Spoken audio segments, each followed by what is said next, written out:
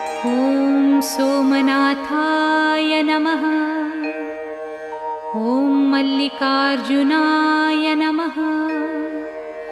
ॐ महाकालेश्वराय नमः। ॐ ओंकारेश्वराय नमः। ॐ वैद्यनाथाय नमः। ॐ भीमशंकराय नमः। ॐ रामेश्वराय नमः। ॐ नागेश्वराय नमः।